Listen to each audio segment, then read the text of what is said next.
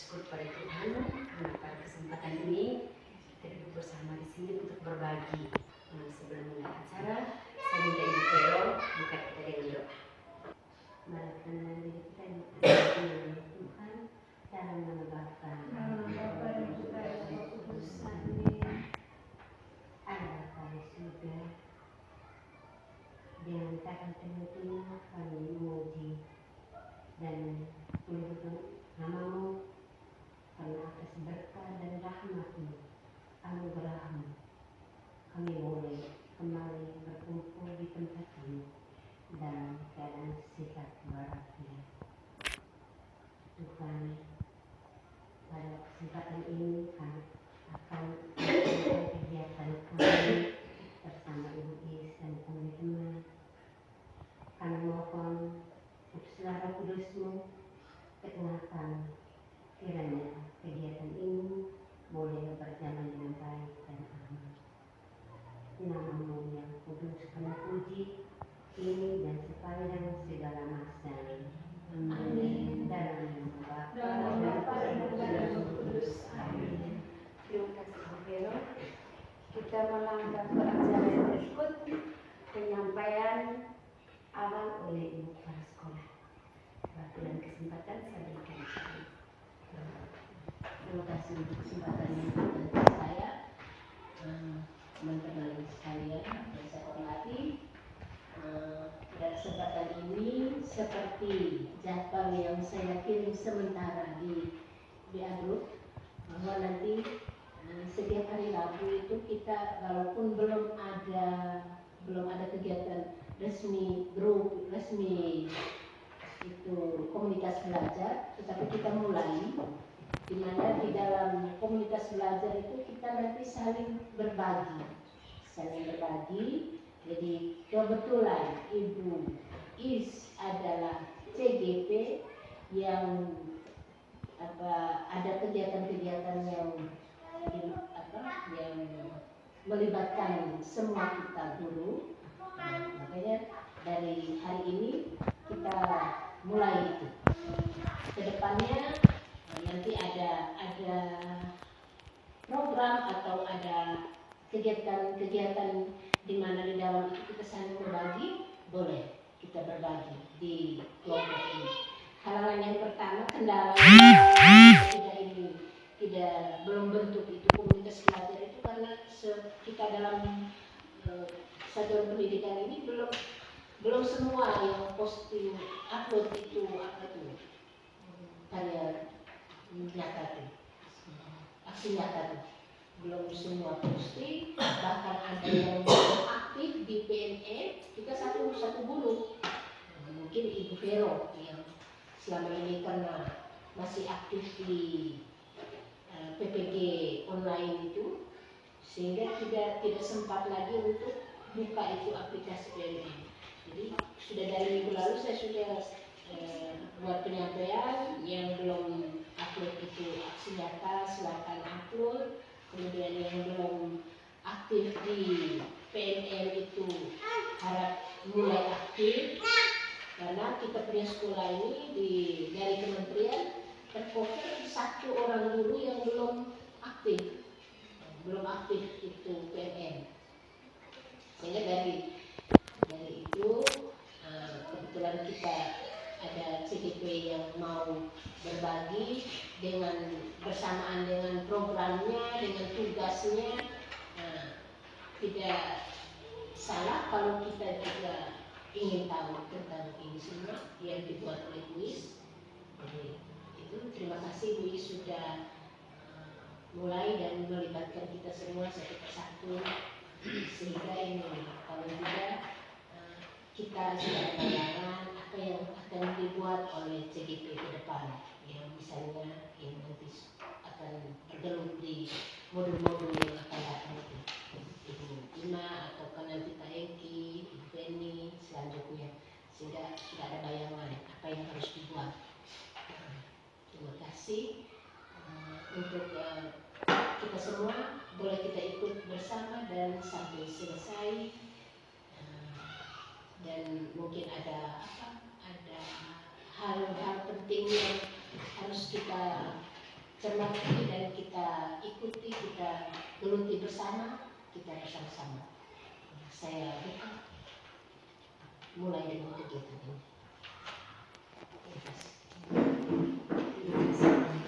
Saya sudah membuka acara ini. Kita melangkah ke acara berikutnya, pemaparan materi oleh CGP IBIS. Terima kasih Ibu Ima untuk kesempatan yang diberikan kepada saya. Selamat siang untuk kita semua.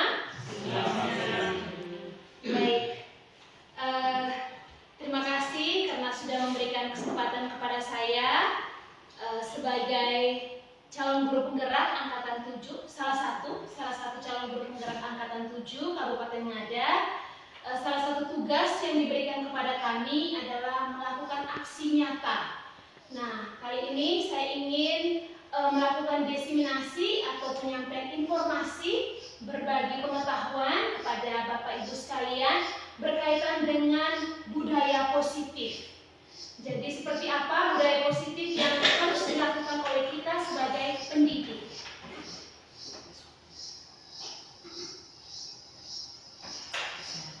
Salam dan bahagia Bapak dan Ibu guru hebat di UPTD SDN Batu Bulat.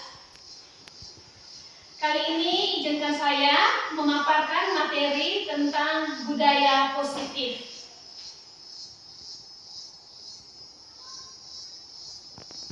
Baik, sebagai awal untuk masuk pada materi budaya positif, di sini ada beberapa pertanyaan pemantik. Pertanyaan ini untuk sebenarnya bukan mau menguji, tetapi mau menggali kita setuju atau tidak setuju. Yang pertama, apakah hukuman itu dapat mendisiplinkan anak? Ini kita sharing saja ya, kita saling tanya jawab saja. Boleh dijawab secara lisan, oleh Bapak Ibu guru hebat sekalian. Bagi yang ingin menjawab, silakan angkat tangan saja. Apakah hukuman itu dapat mendisiplinkan anak? Ya, saya minta sharing.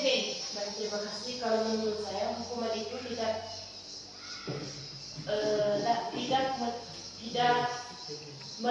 mendisiplinkan anak, tetapi hanya membuat anak itu merasa. Iya. Hukuman itu tidak mendisiplinkan, tapi membuat anak merasa takut.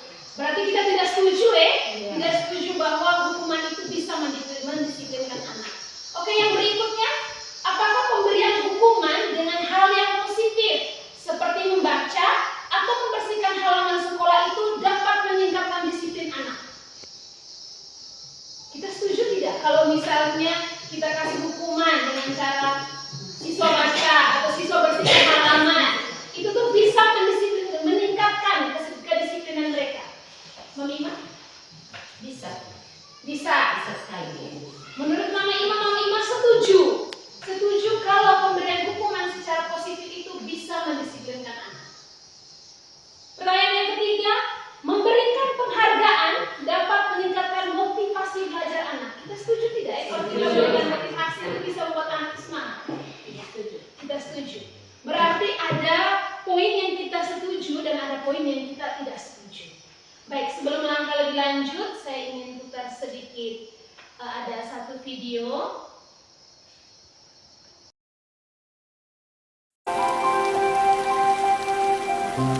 Rasanya masih kayak mimpi. Bisa sekolah di sekolah sebagus dan sebesar ini.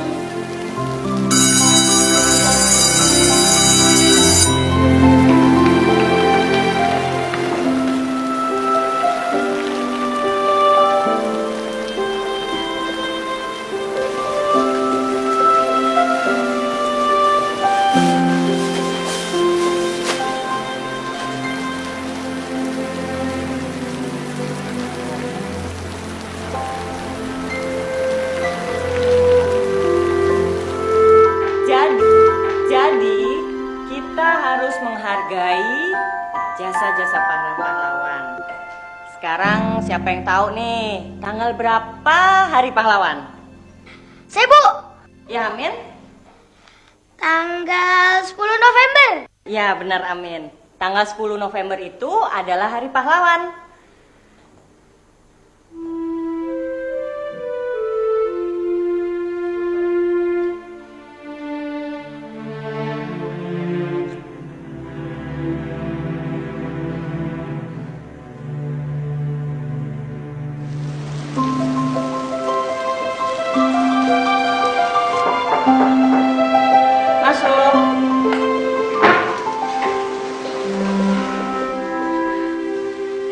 saya telat.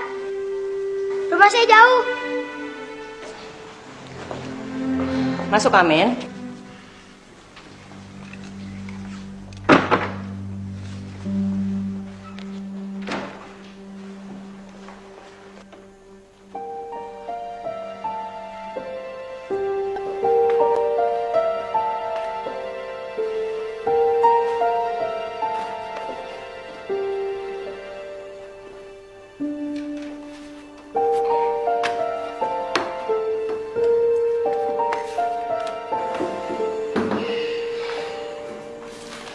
Amin, mulai besok, kalau sepatu kamu masih bikin lantai ini kotor, kamu nggak usah masuk kelas ya.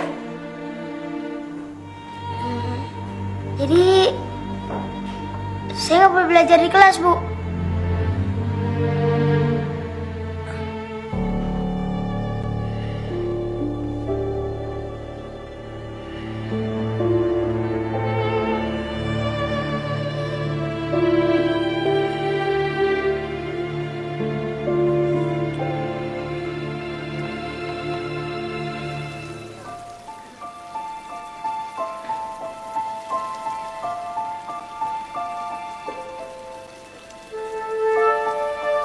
Kalau aku masuk sekolah, pasti ibu guru akan marah lagi.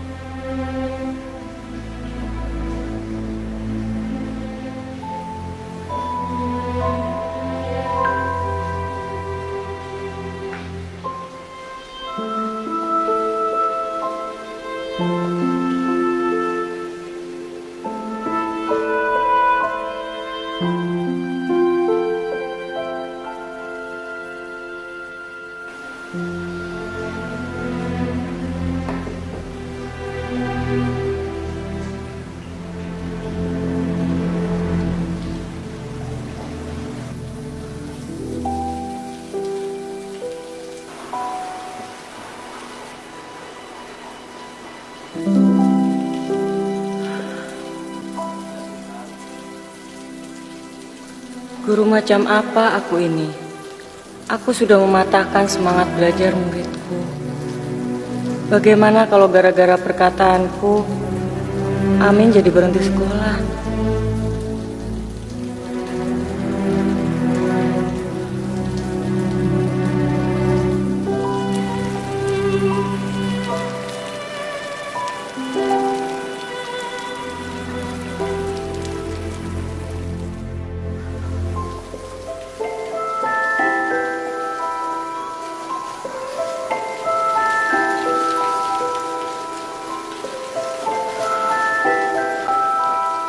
Sepertinya hari ini Amin tidak masuk sekolah lagi.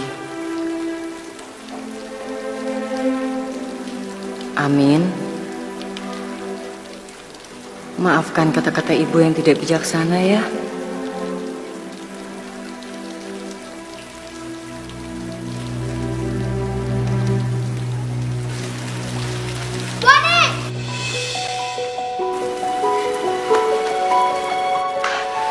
Amin.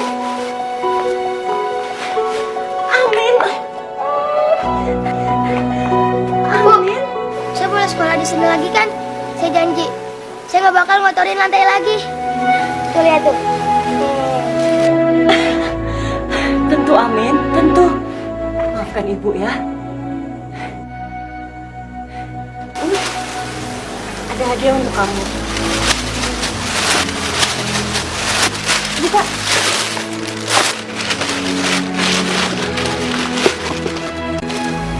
Wah, makasih ya Bu, hadiahnya bagus banget. Sekarang Amin punya sepatu baru. Amin, ini sepatu dari teman-teman buat kamu. Biar kamu nggak bolos lagi.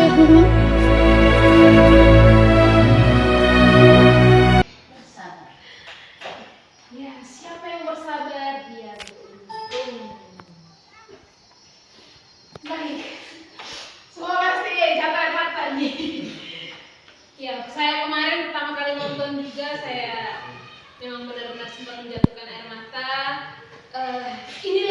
Memang ini realita yang dialami oleh siswa dan yang kadang dilakukan, bahkan mungkin sering dilakukan oleh kita Bapak Ibu guru.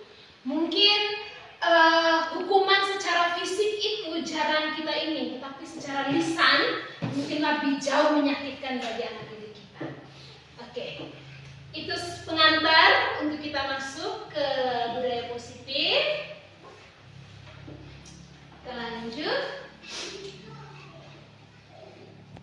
Baik, dalam budaya positif ada beberapa materi sebentar yang akan kita pelajari bersama, yaitu berkaitan dengan yang pertama, disiplin positif dan nilai-nilai kebajikan universal. Yang kedua itu ada teori motivasi, hukuman, penghargaan, dan restitusi. Dan yang ketiga itu keyakinan kelas. Yang keempat, kebutuhan dasar manusia dan dunia berkualitas. Yang kelima itu ada restitusi, khususnya untuk 5 posisi kontrol guru. Dan yang keenam ada restitusi tentang penerapan segitiga restitusi.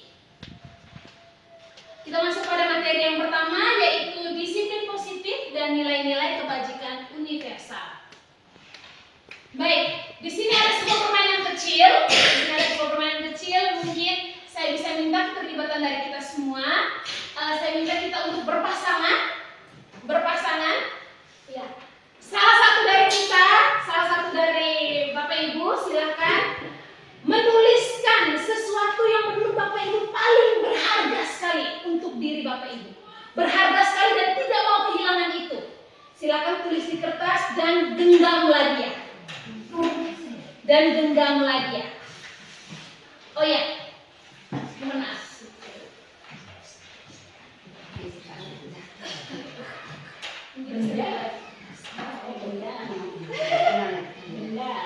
Boleh, benda apa saja atau hal berharga apa saja yang mau ditulis di kertas itu dianggap kalau itu adalah sesuatu yang berharga untuk Bapak Ibu.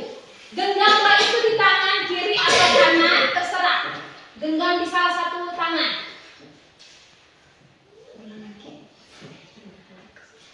Tulislah salah satu benda. Cukup satu orang temannya saja yang tulis. Yang satunya nanti yang akan berusaha untuk membuka kepalan itu. Bang, kita sudah? Belum? Oh ya, masih ditulis apa saja. Misalnya emas kah, uang kah, pokoknya sesuatu berharga yang tidak mau kehilangan itu. Duit kah? Ya. Terus silakan genggam di tangan kiri atau kanan. Oke, silakan teman di sebelahnya berusaha membuka kepalan tangan itu. Berusaha membuka. Oke. Silakan. Iya, silakan. Bagi yang sudah silakan. Silakan dicoba. Entah itu satu tangan, 2 tangan, usaha untuk membuka. Iya, sudah apa saja. Boleh berusaha pakai satu tangan, 2 tangan, terserah. Iya,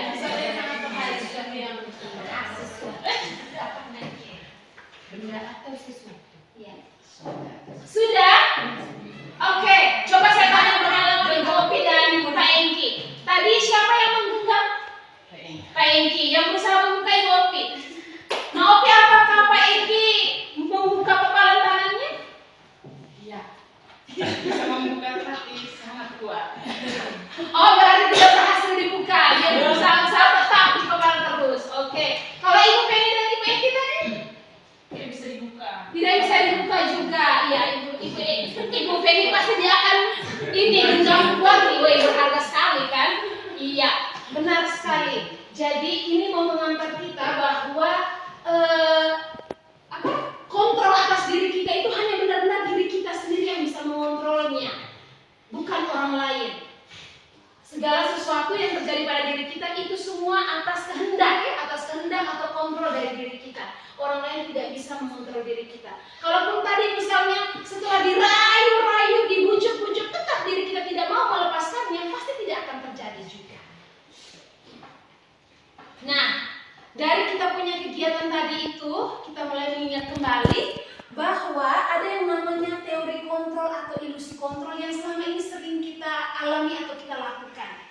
Yang pertama itu ilusi guru mengontrol murid. Kita selama ini terkesan bahwa kita punya anak murid itu tuh kita yang kontrol penuh. Padahal sebenarnya mereka itu punya kontrol atas diri mereka. Kita seolah-olah bahwa kita nih yang mengontrol kita punya anak didik. Seolah-olah kita nih yang kontrol mereka. Itu ilusi yang pertama. Ilusi yang kedua bahwa kritik dan membuat orang merasa bersalah itu tuh bisa menguatkan karakter. Biasanya ada sindiran-sindiran halus, kita biasa DEDI, kita merasa bahwa itu tuh bisa menguatkan karakter seseorang. Ternyata sebenarnya itu keliru. Itu hanyalah sebuah ilusi atau sebuah teori kontrol saja. Yang ketiga, kita merasa bahwa semua penguatan positif, efektif, dan bermanfaat. Kita merasa bahwa kita tuh setiap kali kita omong ke siswa, semua yang positif-positif itu kita merasa bahwa hal itu bermanfaat untuk mereka. Ternyata belum tentu itu tuh ada guna atau manfaatnya untuk mereka. Dan yang keempat, kita merasa bahwa orang dewasa itu memiliki hak untuk memaksa. Kita merasa bahwa kita ini sudah dewasa, kita punya hak nih. Hak bahwa saya bisa paksa saya punya anak, atau saya bisa paksa anak diri saya harus ikut apa yang saya mau. Ya, itu sebenarnya hanya sebuah ilusi kita saja. Baik. Nah, untuk disiplin positif atau teori kontrol tadi itu ada beberapa model menurut Dr. William Glasser. Yang pertama, Anda tidak bisa mengontrol orang lain. Bahwa kita tidak bisa mengontrol orang lain. Yang kedua, semua perilaku itu memiliki tujuan. Belum tentu anak datang terlambat itu menurut kita salah, tapi mungkin menurut dia itu benar. Menurut dia mungkin dia ada sesuatu begitu. Mungkin dia terlambat karena ada alasannya. Ya. Jadi semua perilaku itu ada tujuan, ada alasannya. Yang berikut, model berpikir menang-menang, kolaborasi dan konsensus menciptakan pilihan-pilihan baru. Dan yang terakhir, realitas atau kebutuhan kita itu berbeda-beda. Kita berusaha memahami pandangan orang lain tentang dunia, namun setiap orang itu memiliki gambaran yang berbeda-beda, tidak sama. Oke, baik. Jadi kita lanjut karena sebentar akan dibahas secara satu persatu pada materi berikut. Ya, apa itu disiplin? Disiplin itu berasal dari bahasa Latin, dari kata disiplina yang artinya belajar. Disiplin membuat orang menggali potensinya menuju sebuah tujuan apa yang ia hargai, yang menurut dia benar dan dia hargai.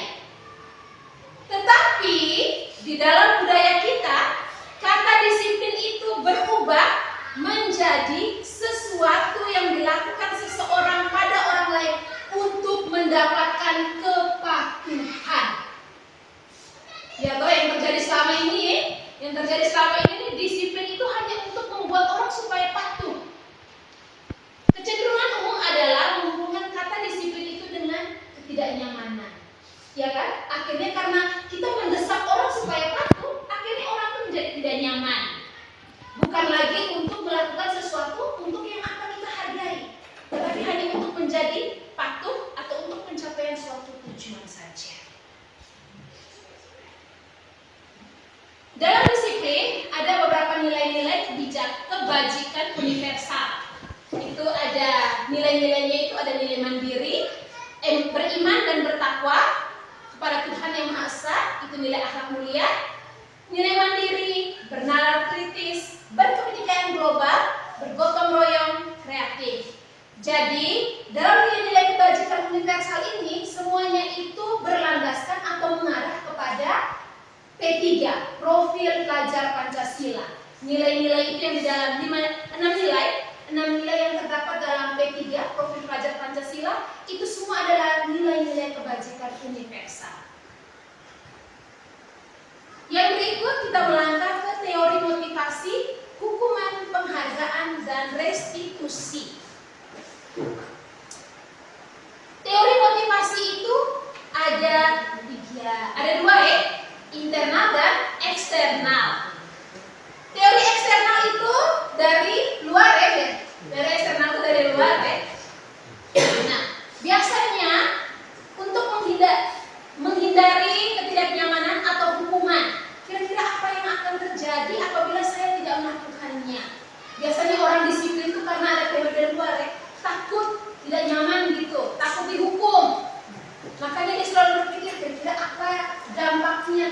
kita buat. Itu biasanya motivasi perilaku manusia itu dari luar seperti itu, untuk menghindari ketidaknyamanan. Motivasi yang kedua, untuk mendapatkan imbalan. Ini sebentar kalau saya tolong dia, pasti saya akan dapat sesuatu. Ya.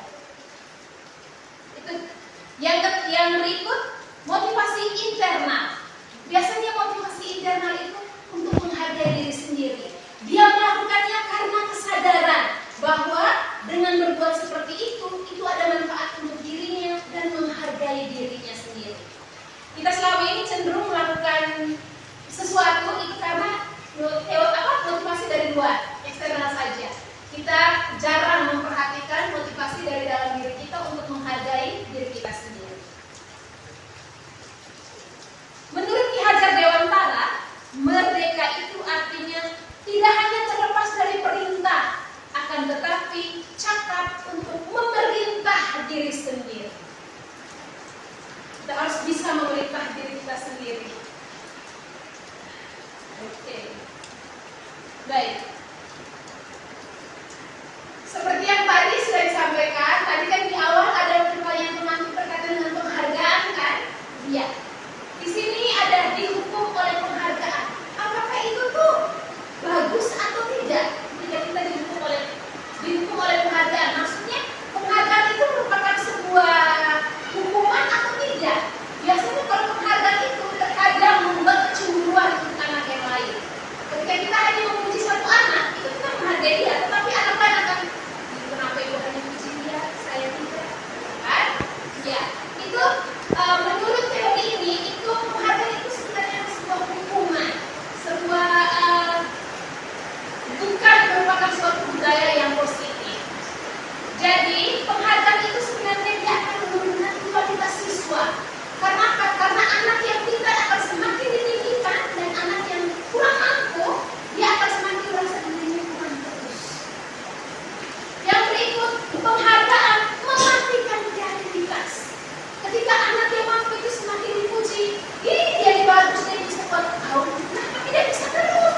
Akhirnya dia akan dengan sendirinya malu. Dia akan merasa bahwa ini saya pernah dan tidak bisa. Padahal sebenarnya mungkin maksud kita dengan begitu anak ini dia mau termotivasi, tapi ternyata tidak. Dan yang berikut, penghargaan itu mengurangi motivasi intrinsik. Seperti yang tadi bilang, dengan sendirinya motivasi dari dalam diri dia untuk berubah menjadi mati, menjadi rendah. Yang berikut berkaitan dengan apresiasi. Apresiasi itu juga merupakan program kebajikan atau penghargaan yang kita berikan kepada anak-anak atau pengakuan. Yang perlu diingat dalam memberikan apresiasi atau penghargaan atau pengakuan kepada anak-anak kita, yaitu yang pertama, sebaiknya pengakuan itu diberikan secara khusus. Yang kedua, diberikan secara pribadi. Yang ketiga, diberikan kepada semua murid secara bergantian. Yang ketiga, yang keempat, diberikan secara konsisten. Dan yang kelima, kita harus fokus pada prosesnya. Jadi ketika kita memberikan penghargaan atau pengakuan itu, janganlah kita memuji dia di depan teman-temannya. Atau misalnya kalau kita memuji di depan teman-teman, bergilir. Jangan sampai hanya anak yang mampu saja terus yang kita beri pujian. Giliran anak yang tidak mampu dia bisa menjawab, kita tidak berikan pujian untuk dia. Ya, di sini ada contoh bagaimana kita memberikan pujian atau penghargaan kepada anak didik kita. Itu ada kalimat pembuka, ada nilai kebajikannya dan situasinya seperti apa. Contoh yang pertama itu dia bilang, kemarin saya perhatikan rasa empatimu besar sekali pada saat menolong murid baru di kelas kita. Contoh yang kedua, saya menghargai kepilihanmu pada saat kamu membantu teman-temanmu di tugas kelompok. Contoh ini kita memberikan pujian-pujian kecil kepada anak didik kita ya. Yang ketiga, terima kasih untuk rasa tanggung jawabmu pada saat kamu memungut kertas-kertas yang berserakan di lantai. Sebenarnya pujian-pujian kecil yang menurut kita sebenarnya tidak perlu, tapi mungkin bagi anak itu perlu.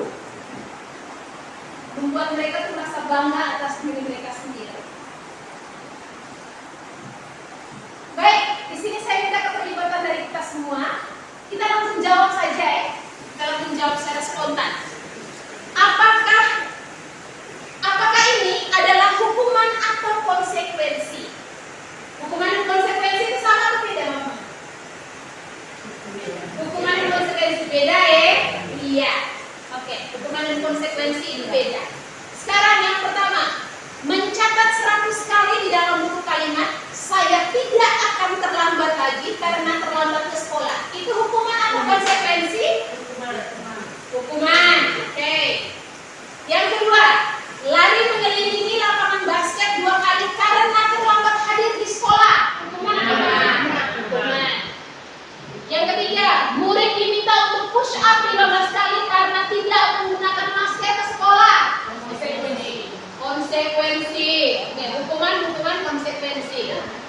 Menggantikan kerja tugas teman yang telah dicoret-coret. Konsekuensi.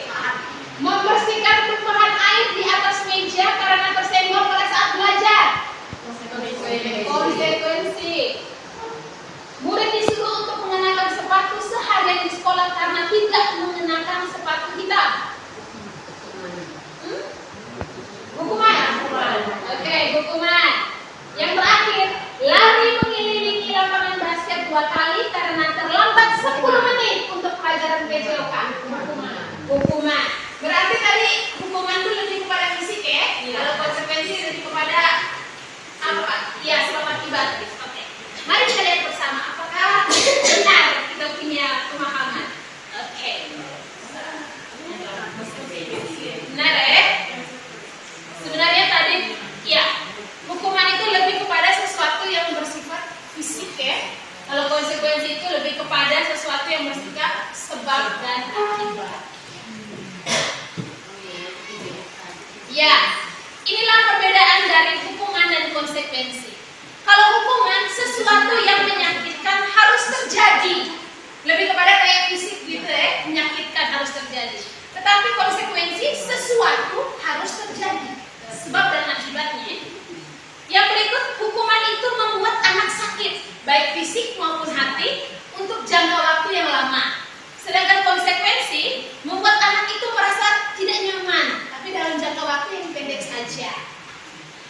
Hukuman membuat anak itu dia benci dengan kedisiplinan, tetapi konsekuensi itu lebih kepada anak akan menghargai kedisiplinan. Kalau hukuman itu lebih terkesan kita memaksa siswa untuk berbuat, tetapi kalau konsekuensi lebih kepada stimulus atau tanggapan mereka. Yang berikut, hukuman itu mendorong anak untuk menyakiti diri sendiri. Kalau saya tidak buat begini, biar sudah saya begitu saja. Kalau saya terlambat, biar sudah saya lari saja. Seolah-olah macam mau menyakiti dirinya sendiri ya. Tetapi kalau konsekuensi, itu mendorong anak agar mudah menyesuaikan diri. Berikut, hukuman itu merupakan konsep diri yang buruk. Tetapi kalau konsekuensi, konsep diri yang baik. Terus hukuman itu anak belajar untuk menyembunyikan kesalahannya. Dari banyak seperti itu kan, dia akan mencari-cari alasan supaya kesalahannya tidak ketahuan. Kalau konsekuensi, anak belajar untuk mematuhi aturan. Yang berikut, hukuman itu lebih membuat anak merasa marah, membuat anak itu marah ya kalau kita terlalu memberikan hukuman untuk mereka. Membuat anak itu merasa bersalahnya itu ada, terus merasa dia itu dipermalukan, merasa tidak dihargai. Tetapi kalau konsekuensi, memang dia tuh kehilangan hak, tetapi dia tuh dibuat nyaman. Dia dibuat tidak nyaman, tapi diasingkan untuk sementara saja, tidak untuk jangka waktu yang lama. Baik. Untuk itu kita perlu mempelajari apa itu restitusi. Restitusi adalah proses menciptakan kondisi untuk murid supaya mereka bisa memperbaiki kesalahan yang mereka buat, sehingga mereka itu bisa kembali pada kelompok mereka dengan karakter yang lebih kuat. Jadi di sini penekanannya itu supaya mereka itu yang sudah berbuat salah bisa kembali kepada kelompok, tetapi dengan karakter yang lebih kuat. Setelah mereka sadar bahwa mereka itu salah sebenarnya. Dan restitusi juga merupakan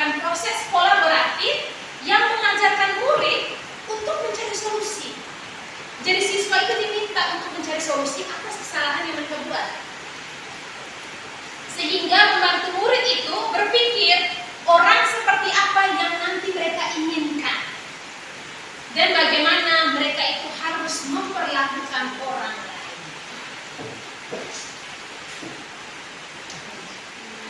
Di sini ada tiga kategori identitas. Pemberian istilahnya semacam apa ya? Pemberian hukuman enggak untuk murid kita itu.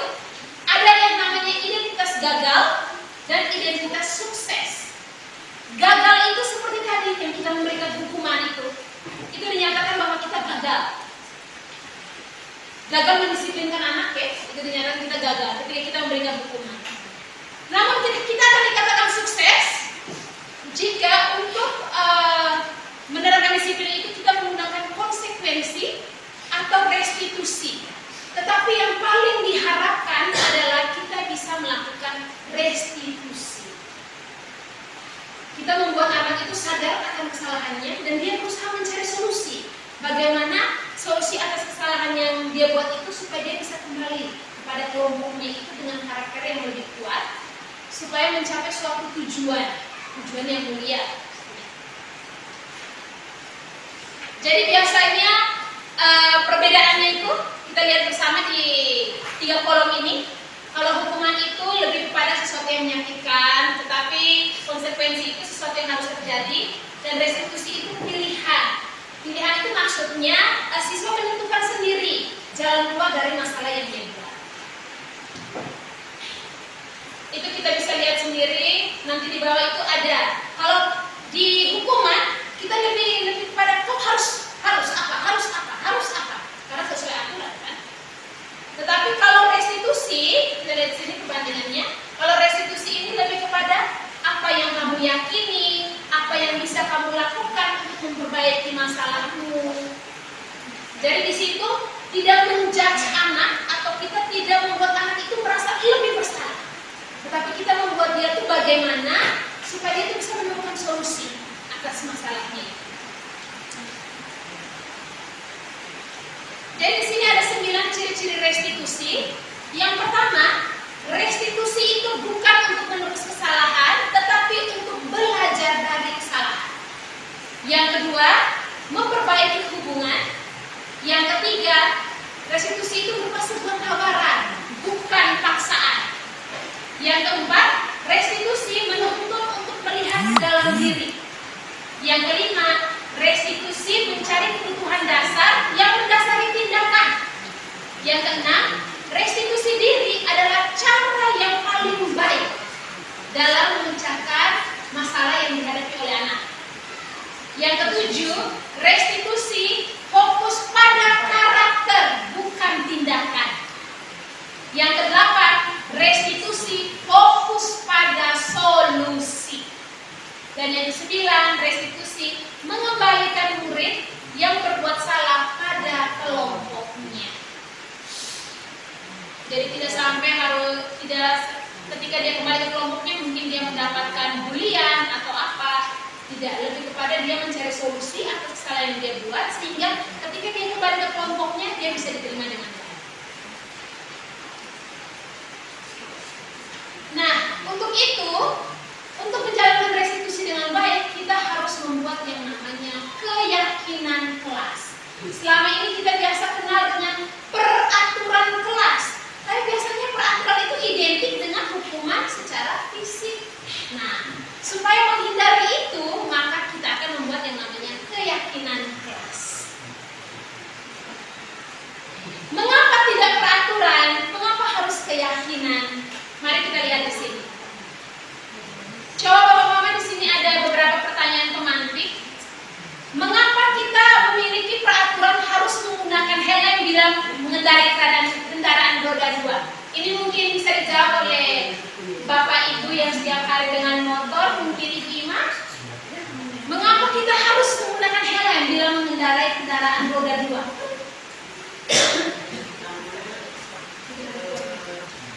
Untuk menghindari jika dalam kecelakaan, karena helm itu melindungi bagian tubuh yang paling penting.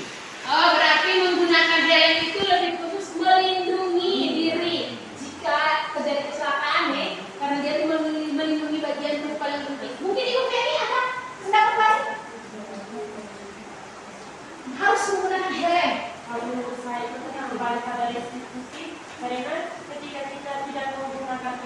mesin masuk angin atau pada saat kecelakaan itu akibatnya itu kita sendiri yang Fatal merasakan. gitu. Oke, baik.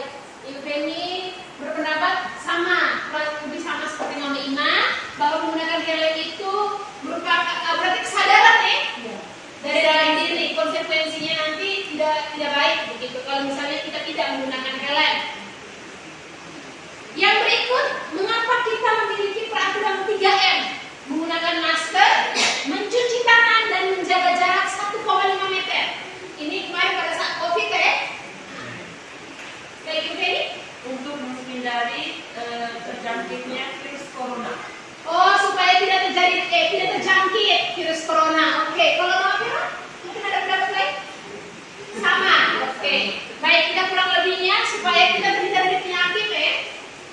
Yang berikut, mengapa kita memiliki peraturan harus datang tepat waktu saat mengikuti pelatihan? Ibu Penny, Agar tidak ketinggalan materi. menurut Ibu Penny tidak ketinggalan materi. Kalau Mami mungkin datang ikut pelatihan itu harus tepat waktu. Menurut Mami? Kenapa? Supaya mendapat sanksi dari tutor. Oh, supaya tidak mendapat sanksi dari tutor. Oke. Baik. Baik, jadi beberapa pertanyaan ini sebenarnya tadi berdasarkan jawaban-jawaban itu ada yang motivasinya karena dari luar eksternal, ada yang motivasinya memang dari dalam diri.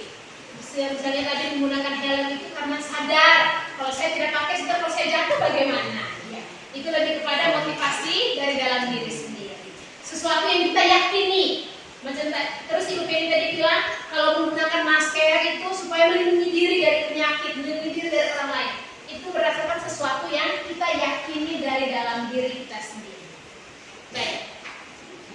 Ini ada lingkaran budaya positif. Jadi ada peraturan, keyakinan, lingkungan, dan yang terakhir budayanya. Baik. Tadi seperti yang saya mulai di awal tadi, kenapa harus keyakinan? Dan yang mana yang merupakan keyakinan itu? Coba kita lihat bersama. Di sebelah ada tulis kesepakatan kelas, datang tepat waktu, mengucapkan salam. Berikut, menjaga kebersihan sekolah, berdoa sebelum dan sesudah kegiatan, aktif dalam pembelajaran, tertib. Di sebelahnya ada lagi, kami guru dan murid yang saling menyayangi, kami murid yang semangat belajar, kami murid yang peduli dengan teman-teman. Menurut teman-teman semua, menurut Bapak Ibu semua, dari dua poster yang ada ini, mana yang merupakan keyakinan kelas dan mengapa?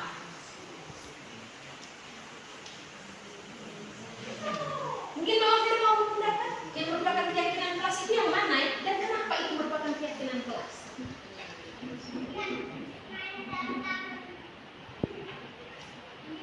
Oh, Ibu Penny. Ya, Ibu Penny. Ya, terima kasih. Kalau menurut saya yang merupakan keyakinan kelas itu adalah kesepakatan kelas.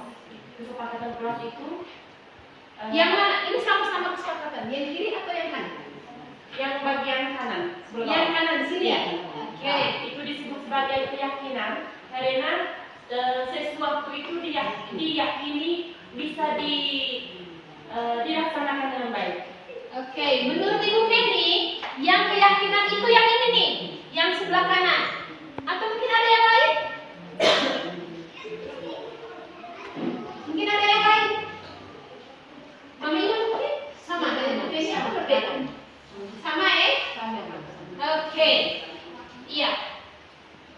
Keyakinan itu berarti sesuatu yang diyakini secara bersama-sama tanpa ada paksaan dari guru.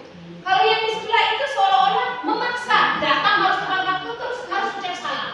Seolah-olah kita memaksa siswa itu harus buat seperti itu.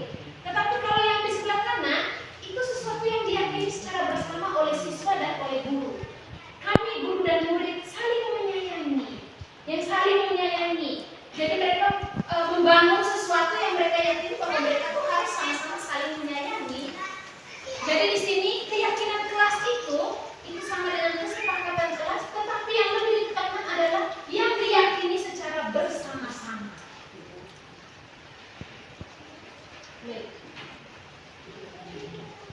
Di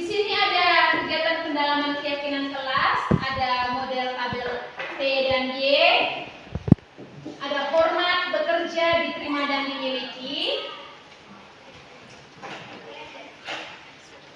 Ini pendalaman dari tabel T dan Y tadi. Hormat nampak seperti datang tepat waktu, tidak nampak seperti sering hadir terlambat. Dan nampak seperti menyapa teman dan guru setiap hari, tidak nampak seperti acu dan acu kepada guru dan teman. Ya. Jadi kita bisa lihat sendiri tabelnya yang ada di depan. Terus bekerja itu nampaknya seperti apa dan tidak tampak seperti apa. Baik, kita lihat ini. Biasanya kita selalu bilang gini, kalau ambil buku kembalikan ke tempatnya. Sebenarnya itu lebih kepada peraturan. Tetapi kalau di keyakinan kelas, kita lebih meminta tanggung jawabnya mereka. Tanggung jawab dari siswa kita. Dilarang mengganggu orang lain, lebih kepada kita ganti dengan menghormati orang lain. Kata-kata negatifnya itu lebih banyak dihilangkan atau dikurang. Hadir di sekolah 15 menit sebelum pelajaran dimulai, itu menghormati orang lain dan berkomitmen. Dilarang melakukan kekerasan, keselamatan dan menghormati orang lain. Dilarang menggunakan narkoba, lebih pada bagaimana cara kita menjaga kesehatan. Gunakan masker, terus jangan berlari di kelas atau koridor, itu lebih kepada keselamatan dan juga keamanan. Yang berikut, kebutuhan dasar manusia dan dunia berkualitas. Baik, kebutuhan dasar manusia itu setiap orang itu beda-beda ya, beda-beda. Tetapi manusia itu biasanya memiliki 5 kebutuhan, yaitu bertahan hidup, rasa sayang, kasih sayang dan bisa diterima, penguasaan, kebebasan dan kesenangan. Sekarang, mengapa bertahan hidup? Bertahan hidup itu lingkaran yang paling kecil. Mengapa ya? Bertahan hidup itu paling kecil sekali. Kenapa rasa sayang itu lebih besar, penguasaan, kebebasan, kesenangan itu dia punya kebutuhan itu lebih besar daripada bertahan hidup. Bagaimana? Bertahan hidup itu butuh perjuangan, harus melawan dari keempat sampai sedikit. Mama Ima bilang bertahan hidup itu butuh perjuangan dari keempat komponen. Bagaimana teman-teman, sepakat? Iya ya? Iya, sepakat. Ketika kita bisa disayang, kita diterima, kita bisa menguasai sesuatu, kita senang dan bahagia, kita bebas melakukan apa saja, otomatis kita akan mau bertahan hidup. Tetapi kalau ada hal yang kurang, misalnya kita tidak bisa bebas, tidak bisa senang, otomatis pasti rasa bunuh diri itu mesti ada. Saya bosan nih mau hidup, itu pasti. Ya. Karena apa? Karena keempat kebutuhan mendasar itu yang paling mendasar yang membuat manusia itu bisa bertahan hidup. Berikut kita lanjut ke posisi kontrol. Baik. 5 posisi kontrol ini lebih ditekankan kepada guru harus berbuat apa. Kontrol kita sebagai seorang guru. Di sini ada 5 posisi kontrol. Di manakah posisi saya saat ini? Mari kita refleksi secara bersama-sama. Posisi kontrol yang pertama itu ada posisi penghukum, di mana guru itu sering menghardik, sering tunjuk-tunjuk, sering sindir-sindir, DI. Biasanya guru itu sering berkata, kalau kau tidak mau buat, enggak, kau rasa. Itu kita posisi kontrol dulu sebagai seorang penghukum. Biasanya hal itu akan membuat anak itu berontak dan dia bisa menyalahkan orang lain. Bahkan tanpa kita sadari membuat anak itu bisa berbohong kepada kita. Supaya apa? Supaya tidak dihukum kan? Itu hasilnya. Dan jika kita dikaitkan dengan dunia yang berkualitas, murid akan meletakkan guru di luar dari dunia yang berkualitas. Mereka akan lebih biasanya biasa kita ya, anak-anak kita. Murid akan bilang apa? Biar saja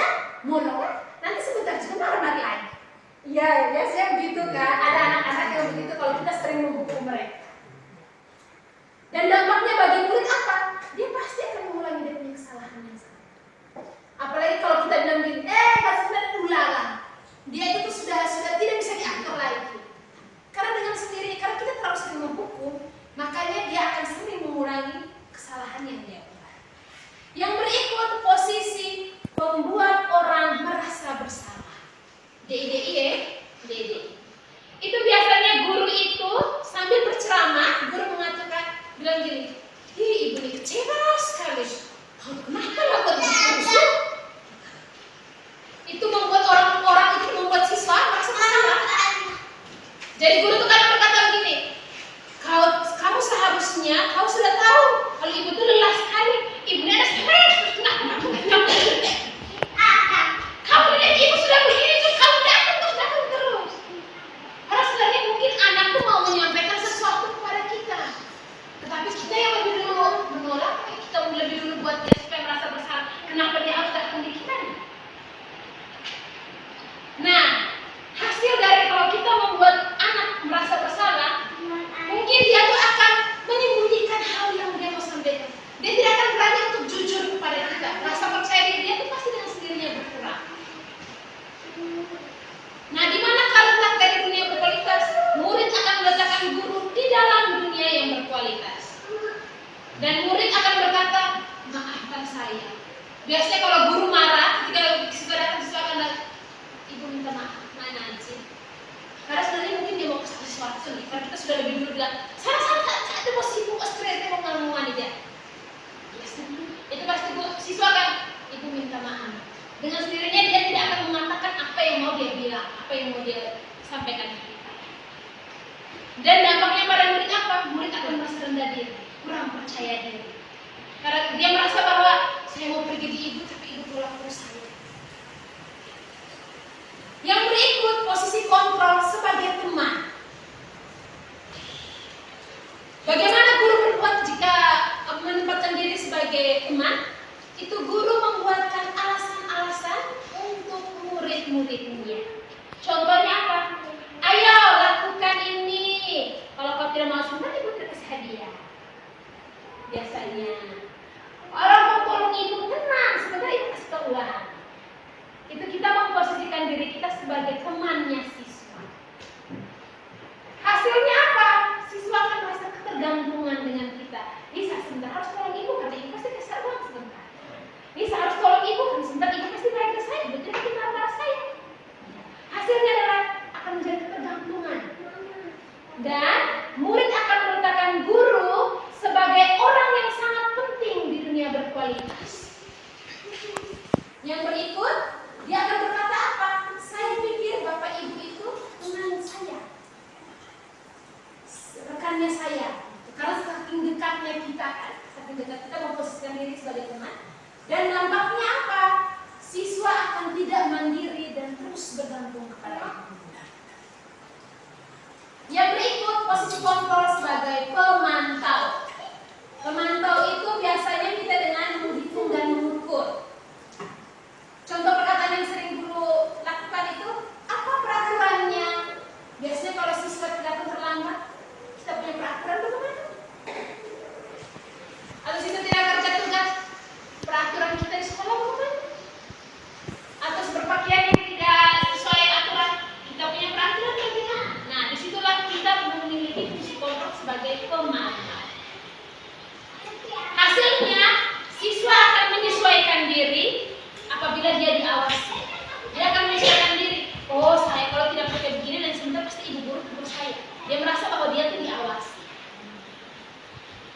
Kaitannya dengan dunia berkualitas, murid akan meletakkan guru, peraturan dan hukum di dunia berkualitas. Murid akan berkata, berapa banyak bintang yang harus saya peroleh, berapa halaman yang harus saya tulis. Biasanya itu lebih kepada jika dia terus diawasi, mungkin dia akan berkata seperti itu. Terus dampaknya pada murid bagaimana? Menitik beratkan pada sanksi atau hadiah untuk diri. Karena kan kalau tidak buat peraturan, dampaknya apa? Tidak buat ini, nanti apa? Itu sebagai pemantau, dampaknya nanti akan seperti itu. Dan yang kelima, posisi sebagai manajer. Posisi sebagai manajer ini, kita sebagai guru itu membuat pertanyaan-pertanyaan kepada siswa. Contohnya, apa yang kita yakini? Tentunya setelah membuat keyakinan bersama kita akan menanyakan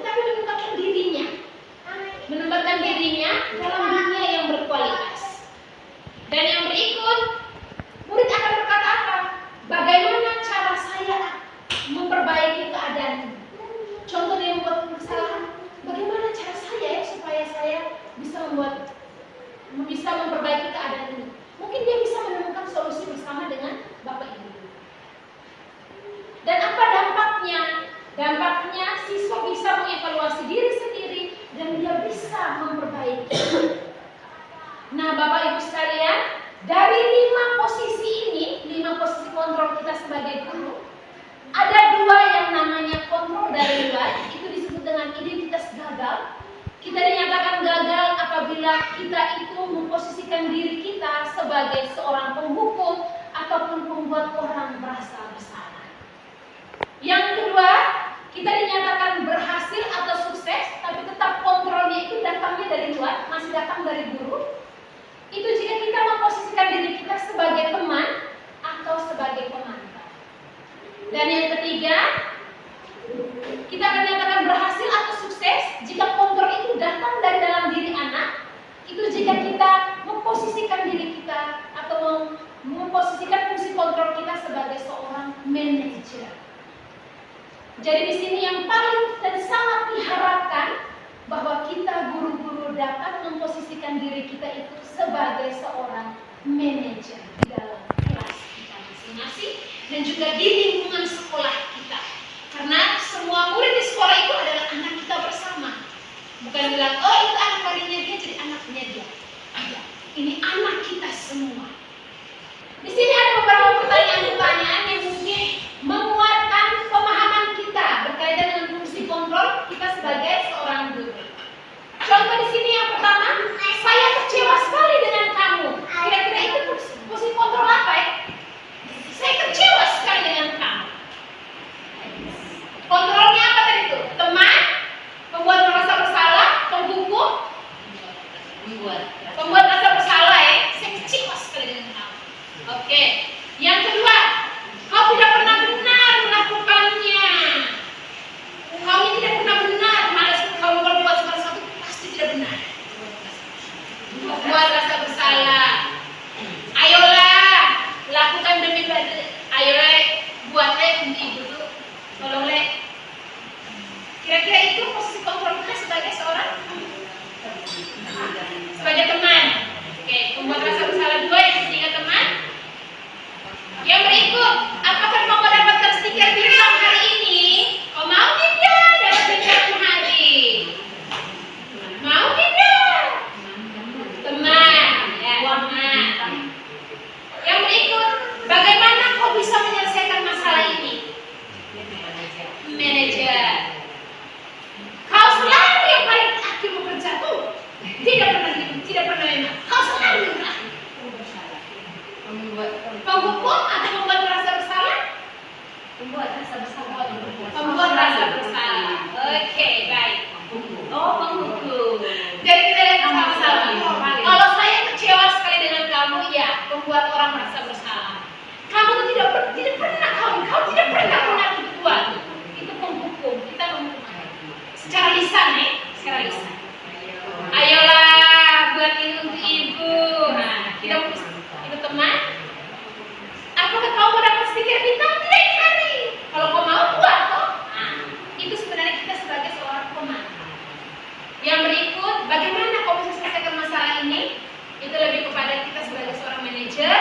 Dan yang terakhir, kau ini selalu yang paling terakhir kerja. Itu kita menghukum secara lisan. Menghukum batin batin, pikiran, dapat. Tunggu sebentar. Jadi, seperti yang kita lihat bahwa peraturan memantau konsekuensi atau hadiah. Peraturan itu lebih kepada kayak memantau siswa, dan biasanya lebih kepada konsekuensi atau pemberian hadiah. Ya, biasanya kalau peraturan, jika dia buat ini, apa dampaknya? Kau tolong saya kasih kau hadiah. Biasa begitu. Itu berkaitan dengan sesuatu yang ada kaitan dengan peraturan. Tapi kalau ada yang kaitan dengan nilai-nilai yang diyakini, itu biasanya lebih kepada memposisikan kita sebagai seorang manajer dan lebih membuat kita untuk mendorong siswa bisa memperbaiki. Kita mendorong dia tuh supaya dia bisa sadar dan dia bisa perbaiki sendiri. Yang terakhir, segitiga restitusi. Ya, di sini. Yang pertama, menstabilkan identitas. Menstabilkan identitas ini untuk membuat anak itu yang merasa gagal karena berbuat salah itu, dia menjadi positif terhadap dirinya. Walaupun dia sudah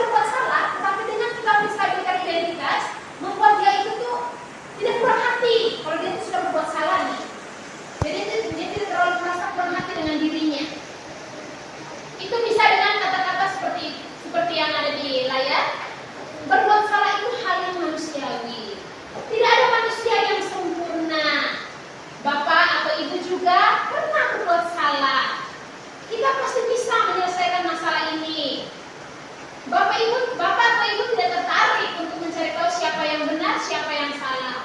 Bapak Ibu lebih tertarik untuk menyelesaikan masalah ini.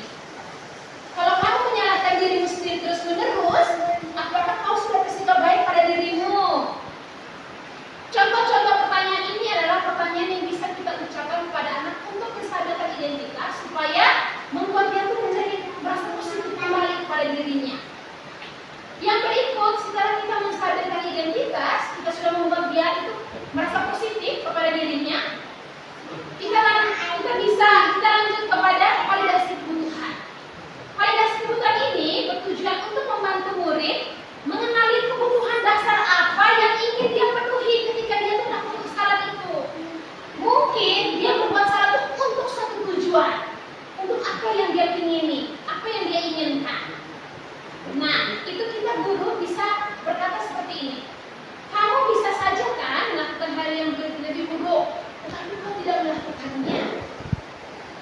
Atau kau pasti punya alasan kenapa kau melakukan seperti itu, kenapa kau berbuat salah, kau pasti punya alasan.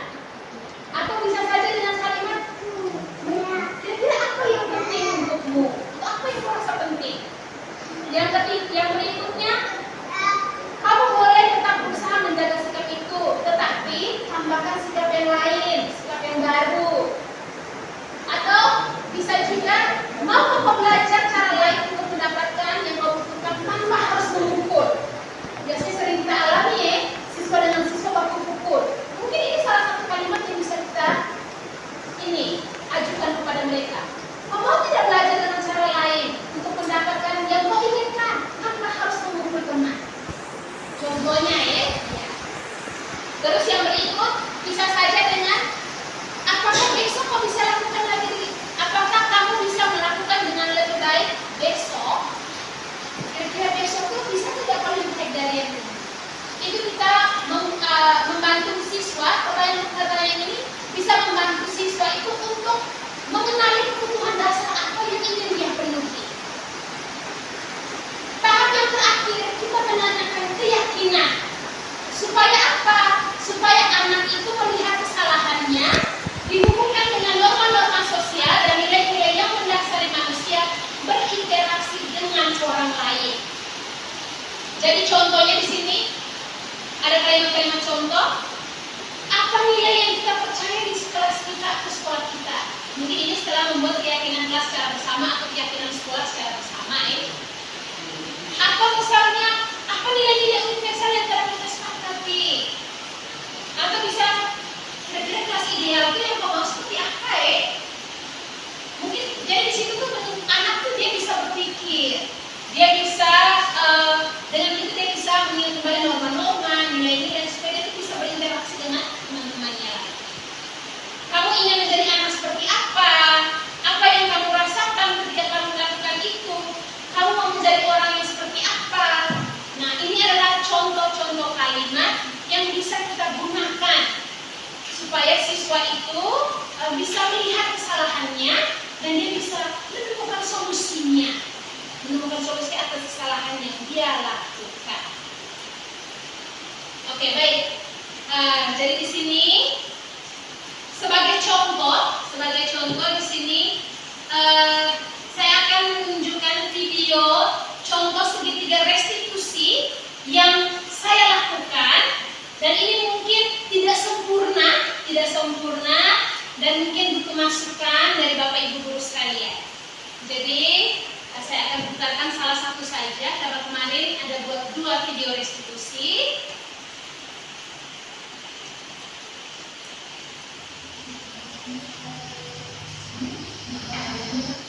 Sorry, saya naikin dulu volumenya karena kayaknya terlalu kecil.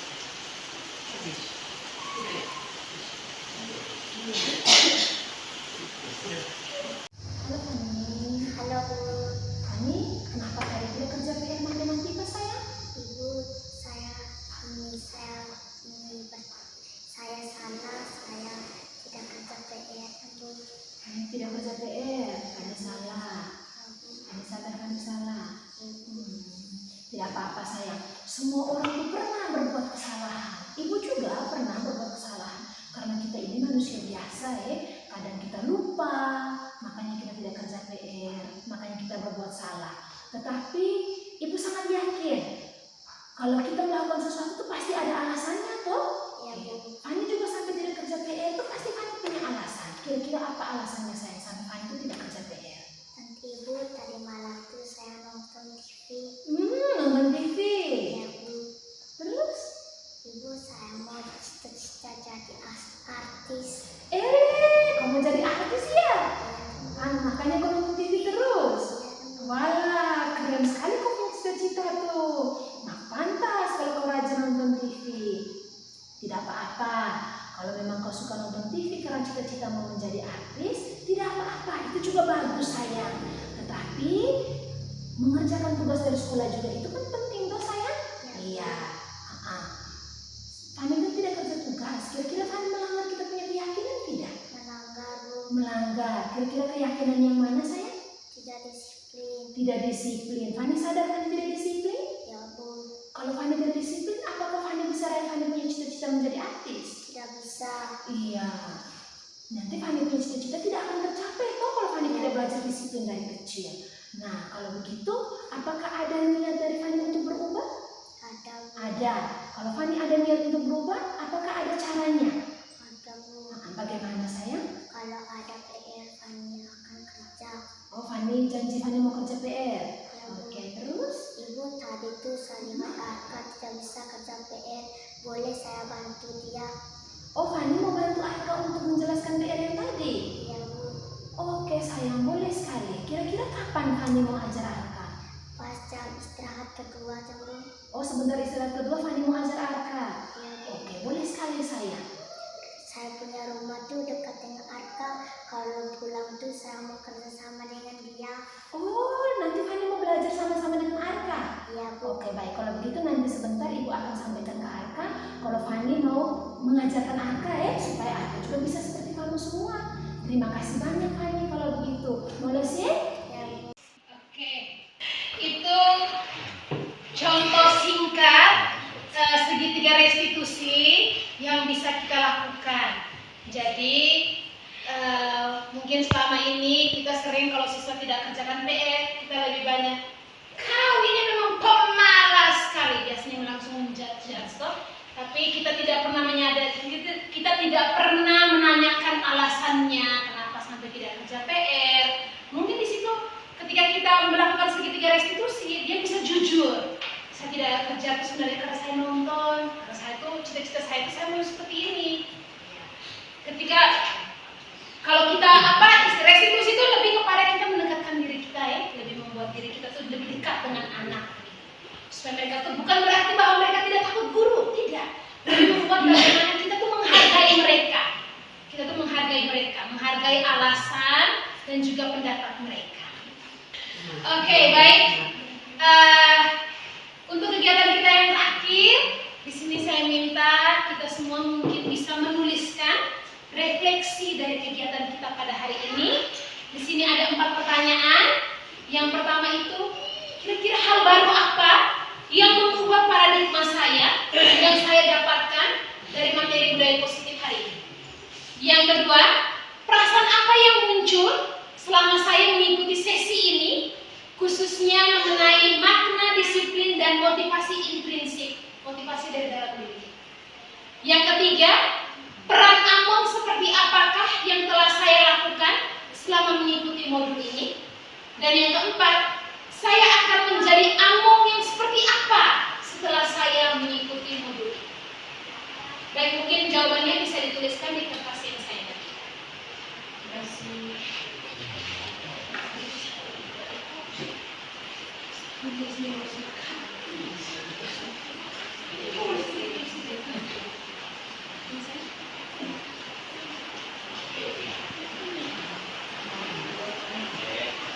kasih.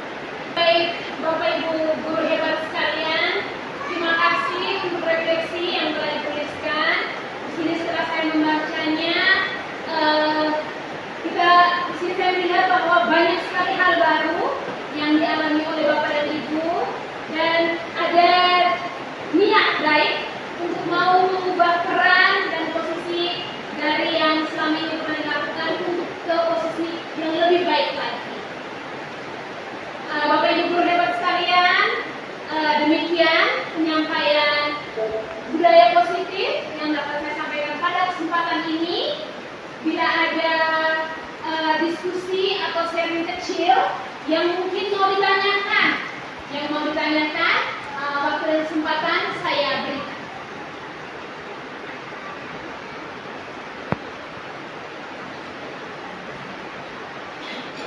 Ya, baik. Terima. Terima kasih teman-teman kepala sekolah dan teman-teman sekalian. Setelah mendengar pemaparan tentang budaya positif yang disampaikan oleh Iis, saya memang merasa senang sekali. Tetapi di dalam perjalanan memang tidak semudah kalimat-kalimat yang diucapkan atau tidak semudah pemaparan-pemaparan yang disampaikan. Pasti banyak kendala. Menurut saya situasi di lapangan kendala yang paling pertama dan utama itu perbedaan pola didik antara guru yang sudah memahami budaya positif dengan lingkungan orang tua. Orang tua membudayakan anak dengan memerintah atau dengan kekerasan, karena memang istilah orang Jawa apa dari sononya. Tetapi sementara untuk kita guru memajukan anak bangsa ini, kita dituntut untuk harus mengenal sekali budaya yang positif. Jadi kadang-kadang kita anak itu tidak sekali dua kali saja, kalau tidak itu anak itu kembali ke rel. Memang tidak mudah, tetapi bagaimanapun sebagai seorang yang mencintai profesi kita harus berusaha. Terima kasih. Oke, baik. Terima kasih Ibu Ima untuk saran, masukan, dan mungkin kita sebuah kritikan ya. Kritikan untuk kita. Dan mungkin ini bisa menjadi sebuah rencana tindak lanjut yang mungkin akan kita lakukan bersama. Mungkin di sini ada wakil kepala sekolah. Mungkin ini bisa menjadi rencana kita ke depannya. Seperti yang tadi saya sampaikan Ibu Ima, bahwa kita di sekolah sudah mengenali dengan budaya positif. Tetapi di rumah mungkin orang tua belum tahu, sehingga anak itu kayak dibiasakan dari rumahnya lain, namun di sekolah lain begitu. Jadi mungkin di sini mungkin saat ada rapat pertemuan bersama orang tua murid, rapat komite atau pertemuan berkala lainnya, mungkin kita bisa sisipkan untuk penyampaian budaya positif ini kepada orang tua, sehingga orang tua itu bisa tahu bagaimana kita bisa membudayakan lingkungan yang positif untuk anak kita, baik itu dari rumah, supaya sampai di sekolah itu sudah menjadi suatu kebiasaan yang membudaya. Oke, baik Mama Ima, terima kasih banyak. Mungkin ada yang lain atau pas? Pas. Oke, baik. Terima kasih banyak Bapak Ibu guru hebat dari PPDS HSDN Batu Bulat yang sudah meluangkan waktunya untuk mendengarkan pemaparan dari saya, CGP Angkatan 7 Kabupaten Ngada, tentang budaya positif. Harapan besar bahwa apa yang telah disampaikan dan sudah kita dengar bersama boleh kita terapkan di dalam keseharian kita sebagai seorang guru. Bersama kita bisa, kita semua pasti akan bisa menjadi guru hebat. Sekian dan terima kasih. Saya kembalikan kepada Ibu.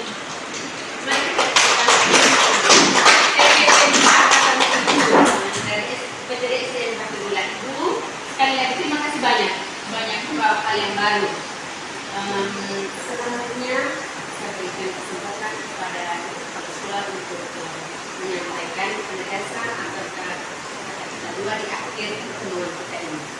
Terima kasih. Terima kasih. Yang terakhir dari pemaparan tadi adalah hal-hal positif yang boleh kita tanamkan atau kita mulai dari sekarang ke depannya, seperti apa kita sebagai guru yang bisa memperlakukan siswa kita dengan hal-hal positif yang terdengar bersama. Dan yang berikut, mungkin setiap kelas boleh membuat kesepakatan atau nilai-nilai positif yang boleh dilaksanakan di kelas masing-masing. Karena bagaimanapun kita di dalam sekolah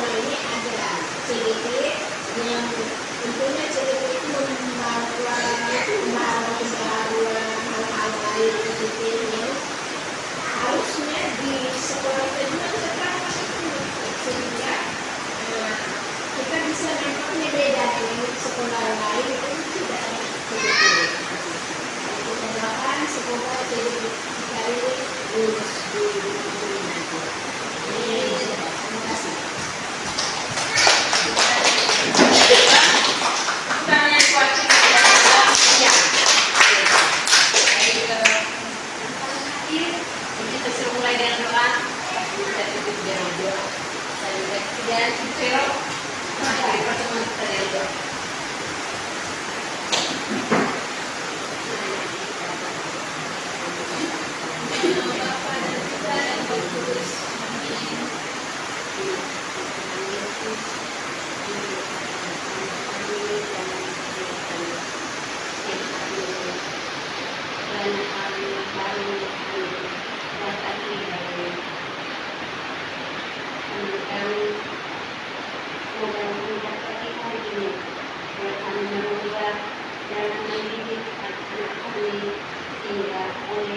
Lebih baik dunia bagi diri kami sendiri dan diri bersama dan juga demi kemuliaan dunia. Bukan benar lagi kami akan kembali rumah kami masing-masing. Dan mohon dengan kebersamaan-Mu untuk memberkati kami dengan kami boleh menghadapi rumah kami dengan selamat. Dan harga Tuhan bebaskan anak Bunda Maria. Salam Maria, Salam Maria, bersama Tuhan sertamu, terpujilah engkau di antara wanita, dan terpujilah buahmu Yesus. Santa Maria, Bunda Allah, doakanlah kami yang berdosa ini, sekarang dan waktu kami mati. Amin. Dalam nama Bapa dan Putra dan Roh Kudus. Amin. Terima kasih, saya Ibu Maria Muplata Buku, guru kelas 1 SDN Batu Bulang. Tempat saya mengajar di mana saya bersama Ibu Maria Gadis Mori yang juga adalah CGP Angkatan 7 Kabupaten Ngada. Dalam pemaparan materi tadi, saya merasa itu sangat bermanfaat dan cara pemaparannya sangat bagus. Dan mudah-mudahan materi itu bisa bermanfaat dan membawa perubahan bagi kami, terutama budaya positif dalam proses mendidik anak bangsa. Terima kasih.